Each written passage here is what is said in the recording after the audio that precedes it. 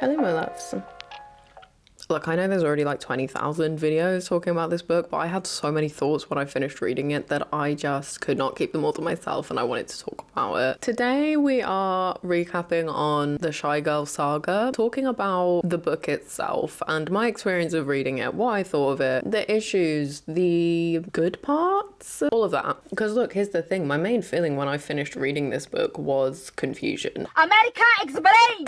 Explain! What do you mean in Arkansas? And I don't mean confusion over the plot. I don't mean confusion because of the writing. I mean confusion over why this book received quite the level of hate that it did. And I know, you're probably sat there like, Nikki, the AI, it's the AI. That's why it's got all the hate. We're gonna get to that in a minute. Okay, we're gonna get to that in a minute. Just hear me out, just bear with. So, Shy Girl by Mia Ballard was at first self-published in February of 2025, I think, and the premise of this book, there are going to be spoilers throughout this whole video, apologies in advance, but the premise is that our main character, Gia, she has fallen on some hard times financially. She lost her job, she's not able to pay her rent, she's on the verge of being evicted, and she's not having much luck in finding work. As a solution, she decides she's going to try and be a sugar baby, and after matching with this guy, it seems like they hit it off okay, but then he asks her to act as his dog for 8 hours a day. He'll pay her a significant amount of money so she won't have any concerns. After she agrees to this, he then won't let her leave. He just holds her hostage and forces her to live as his dog, and then she turns feral. She basically ends up turning into a dog. On all levels except physical, I am a wolf. It's a weird girl surrealist horror that is supposed to be about breaking back, fighting back from control, like feminist horror, and being a bit gross in that. That's the premise.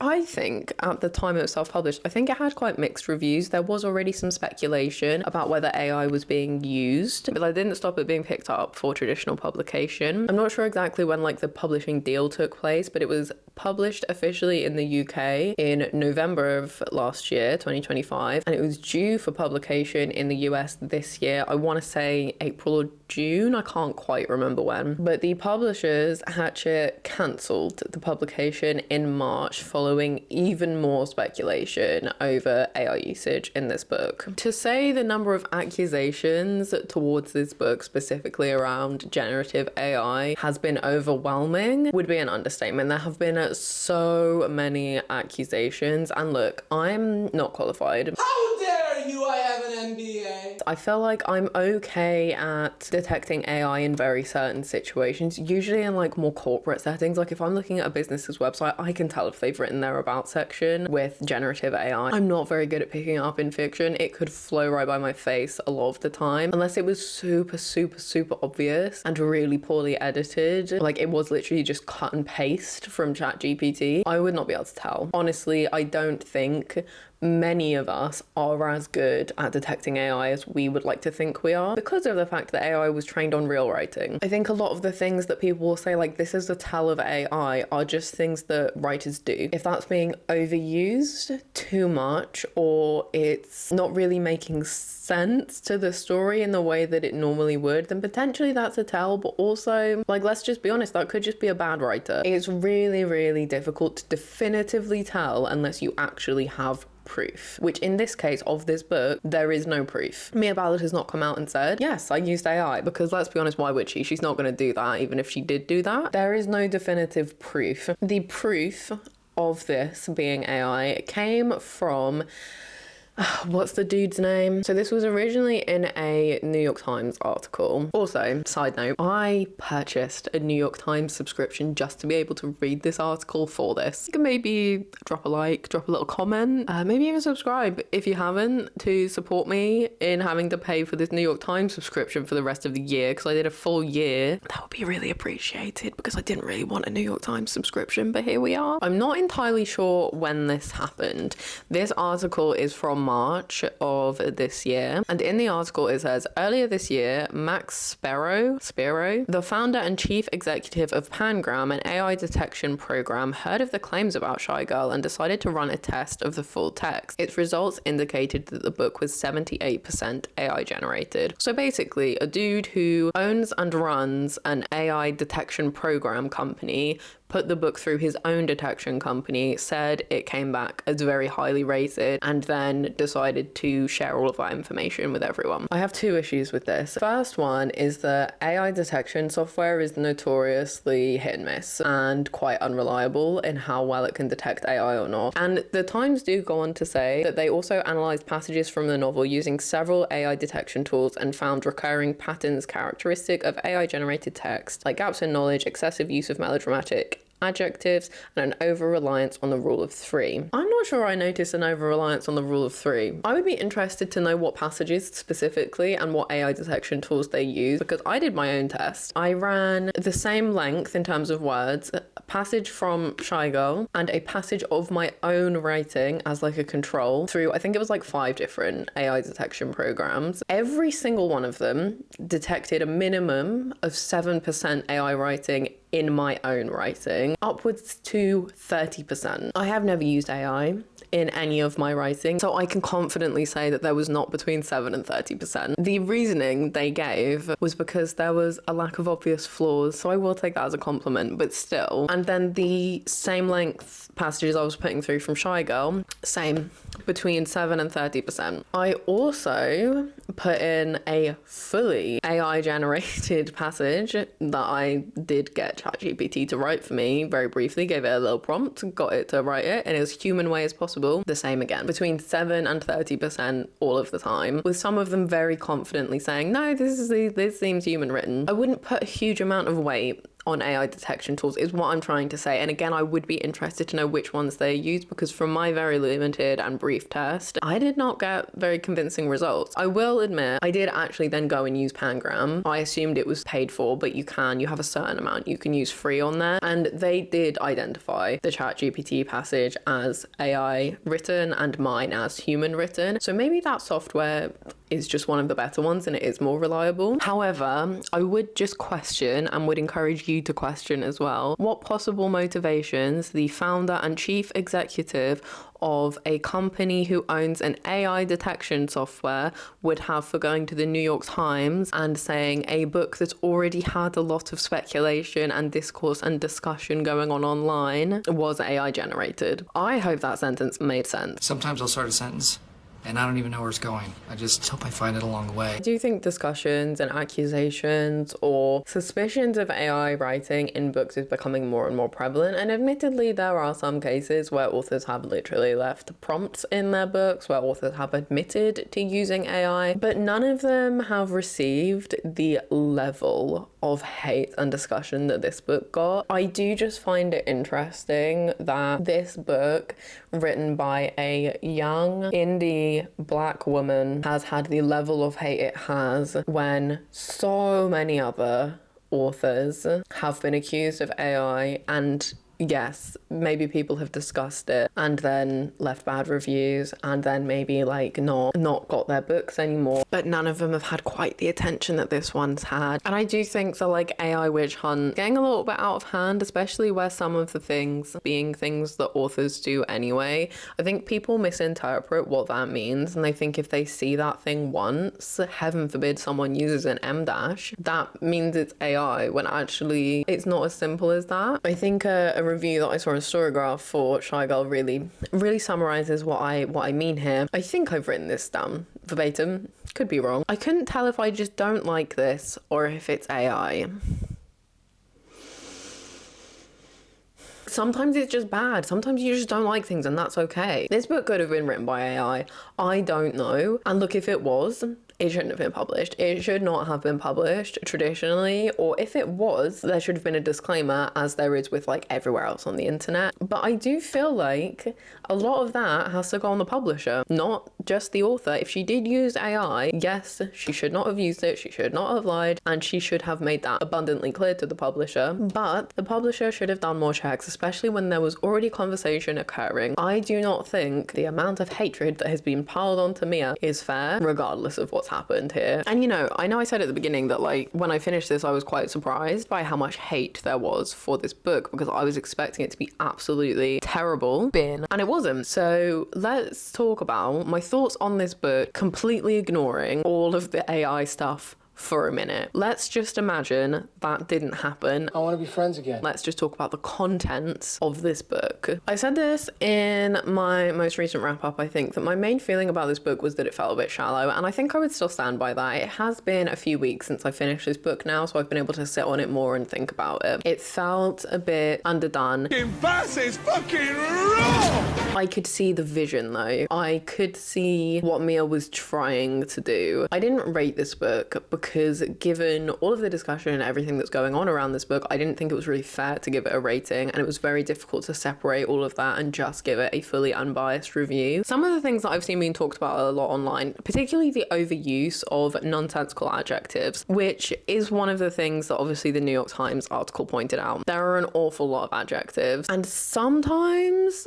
oh, the clouds look like a massive man. Sometimes they didn't make sense, but a lot of the time I understood what she was trying to say, and I understood the point of them. It was a bit overused. I don't think there was as many repetitive words as from the sounds of it there had been in the self-published version. I tried to find the self-published version to see if anyone had like uploaded it somewhere so I could just like compare. So I haven't been able to compare, but I have a feeling I saw a lot of people talking about specific words being overused, and it does seem like they were edited down because I didn't notice it as much. And it didn't feel annoying until we got to about 60 to 70% of the way through the book, and at that point it felt like I'm not really sure what happened. I know I said I'm not going to comment on the AI usage, and I don't know if it was used in this book, but if you were to ask me like gun to my head, where do you think the AI was in this book, I would say the last 30%, because it was like it suddenly just got really shit. And the overuse of words, it was like every other sentence, everything needed to have two adjectives. Potentially that could have been linked to, again, if we're giving it the benefit of the doubt, the main character's state of mind and being a bit disconnected from everything, and everything being like a little bit hazy and a bit more weird and a bit more surreal. No, I just think it got a bit shit, and I was actually getting quite annoyed. I'm not saying the writing in this is really good. I'm not saying that it was amazing and that everyone's wrong. I'm saying I don't think it was as bad as I'd seen, and potentially that is because people had read the self-published version and there was further editing done before it got published. I don't know how much was changed. There were still some odd parts, some odd similes, some odd adjectives and descriptions of things. If there hadn't been all of the discourse around AI, I would have just assumed this was an author trying to be like flowery and deep. But I'm going to read you an example of where it doesn't make sense. For context as well, next to this, I've just written, what the fuck does that mean? The black watch on his wrist stands out, sleek and practical as if it's part of him. I like men who wear their time like a badge, who carry it around on their bodies as if they might lose it if they're not careful. So just to repeat, what the fuck does that mean? So I'm now just reading, like looking through my annotations to find parts that didn't make sense. This is not that at all. This is the part that actually made me laugh and made me feel like I was actually just reading a real book. So she's like thinking about all of her ex-boyfriends, and she's describing one called Thomas, and she's talking about the fact that she was obsessed with him. He reminded me of Michael Cera, or that less famous guy that looks like Michael Cera. No hate against Michael Cera, but that's just not who I would have expected. I can't really find too many other examples where things didn't make sense. I did kind of give up on annotating this after a while, because I feel like most of the things that I highlighted weren't necessarily like writing things that didn't make sense. It was maybe more plot things that didn't make sense. There was a good attempt to create Gia's character as this very reserved, controlled, anxious, chameleon type personality that she had. She'd had like a difficult upbringing. Her mum had left, her dad then became an alcoholic, and she basically had to become the parent, and now she needs to control everything. This is manifested as a severe case of OCD. We'll come to talk about the OCD in a minute. For the most part, I could actually see this weaved through all of her life decently well, but there were just weird little moments that I was like, if you really were like that, you wouldn't have found yourself in this situation. She's talking to the guy who wants her to be a dog at one point. It's their first meeting after like matching on the sugaring website. She asks about money, and his response is surprised. She's shocked that was his response, and she says she's done extensive research into all of this. But my thought was just, if you were really that obsessed with needing to know everything and researching everything, you would have gone on like Reddit, for example. You would have read other people's experiences. There are going to have been people who have said like, here's how to approach your first meeting, here's what to say, here's what not to say, here's how to ask about the money. Like, you would have read all of that and you wouldn't have been surprised, and you maybe would have handled that situation differently. There were just times when the description of her being so overly controlled and planning everything and anxious didn't really match up with the things she was actually doing.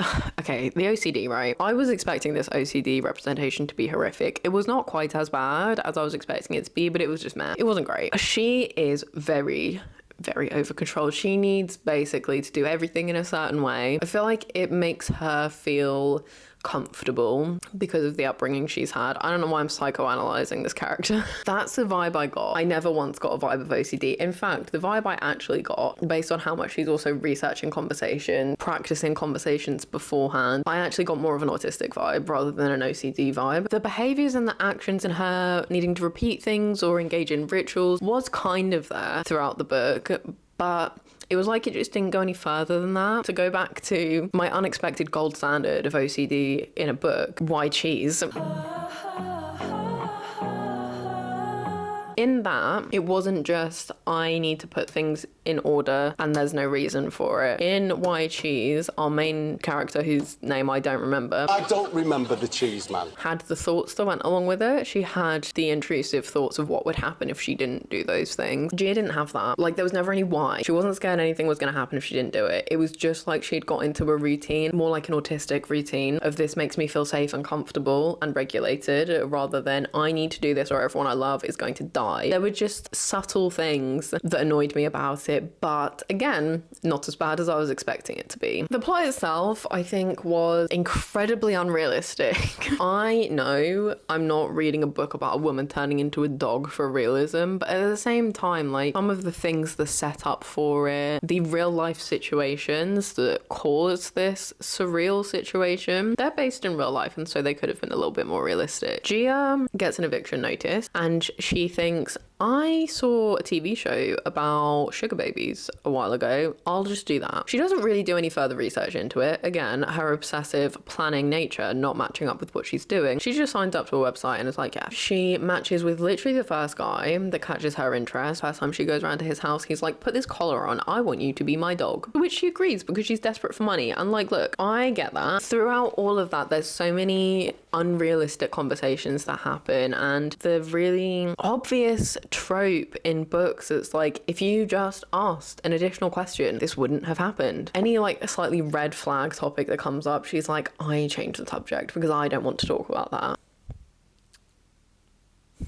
I don't think you did any research at all, Gia. I think you should be asking about those things. When she goes to his house, there's a dog cage there. Do you have a dog? He smiles faintly, shaking his head. No, I don't have a dog. His answer should be comforting, but it isn't. On what planet is that answer comforting? Why would that be comforting? She's a very unrealistic character, and therefore her actions are very unrealistic. And again, I know this is a surrealist weird horror because it's so based in real life. The amount of things she does that don't make sense kind of did ruin it a little bit. Why are you not asking more questions about this arrangement? Why are you not telling your best friend about this? Your best friend, who's been described as your best friend, but it does not really seem like either of you know each other or like each other. That friendship was so shallow. Could not tell you anything about her friend, how they met, how long they've been friends for, what their common interests are. Literally nothing. That was very shallow. But also, we've established that you have a very close friend, and yet this man kidnaps you, keeps you for, it was something ridiculous. Like, how many years was it? It's been 6 years. Yes, at one point there's a missing poster out because your friend has reported you as missing, but no one's noticed that your car is parked outside his house. Seems a little weird to me. Seems a little convenient that he's kidnapped you for 6 years and no further has it been looked into where your fucking car is, which is right outside his house. But again, this is a book about a woman turning into a dog. And when she turned into a dog, boy, was it disgusting. It was absolutely gross. And that's kind of what I wanted from this book. And I think that's where some of my, like, oh, maybe it was okay comes in, because it did manage to get a reaction out of me. There's a part, this is gross. Warning, this is really gross. Well, it's really gross. Gia realizes she's pregnant. This is another part that didn't quite make sense. Before I get to the Grace bit, you have a little bit of a break before we get to the Grace bit. He was having sex with her. The way it was mentioned, it was like made into a really big deal every time, like every so often, which made it seem like they weren't having sex that often. And so when she was like, I'm pregnant, I was like, but you haven't had sex with him for like a year. How can you be pregnant? And so I, for a very long portion of time, thought she was just being delusional. And this was the start of her going mad. I think what actually happened is because such a big deal was made every so often when they had sex, that made it seem like that was the only time they were, when actually we were supposed to fill in the blanks that was happening at other times as well. But anyway, she realizes she thinks she might be pregnant. This is where it gets gross. She does not want to give birth because she's in this awful situation. Understandable, really. So she's trying to find ways to end the pregnancy, and she's starting to become more dog-like at this point. And so her solution, she decides, is to eat a raw rat. My house made rare, it's raw. Which that in itself was gross. There was quite a visceral description of her eating said rat that was still alive when she started eating it. She gets very ill. She gets worms. Oh, I forgot about that. She gets worms and he has to pick them out of her eye with a tweezer. That was also gross. And that's not even the grossest part. The grossest part is her getting worms and eating all of this meat that she shouldn't be eating does manage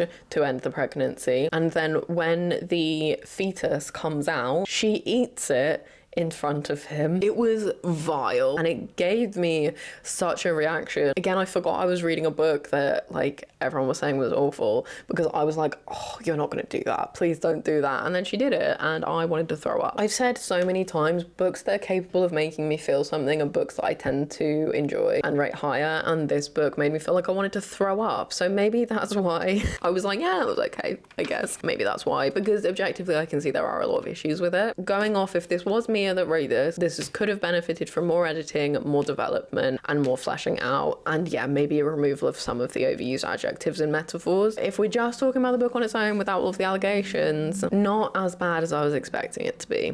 Not as bad. If you have read this book, I would be so interested to know what you think, and let me know if you read the self-published version or if you managed to get the published version, because I would really like to know the differences between the two. If anyone does have a copy of the self-published version that they'd want to like send me so I can like compare them, I would really appreciate that. Oh, I know this isn't necessarily 100% relevant to Shy Girl as well, but one thing I did see Mia say was she said her editor used AI, and she said she also had another book self-published which she had to remove from Amazon because it also got a lot of accusations of AI, and she used the same editor for it. I don't know what that book was because I'm assuming it's still removed, but I did also read her other book, Sugar. I wanted to see, I was like, okay, well this is the one out of all 3 books that hasn't been accused, because apparently you didn't use that editor. Let's see. The writing was quite different. If I didn't know they were both written by Mia Ballard, I would not have assumed they were by the same person. They were incredibly different. Sugar was more of a thriller from the point of view of a woman called Sugar who kills her husband and is then like trying to just live a normal life and cover it up. The writing did feel very different. I did just find it interesting that didn't have, that I noticed anyway, the same markers that Shy Girl apparently had. Just in case you were interested in the book Sugar. Started really great. The ending was the shittest ending I've ever read in my life. Genuinely, it was awful. I should have listened to all the reviews saying the end was awful. There were so many better ways to end that book, Mia. I'm trying to give you a fair shot, but that was a really bad ending to a book. Anyway, thank you so much for listening to my rambling about this book. That's all for me today.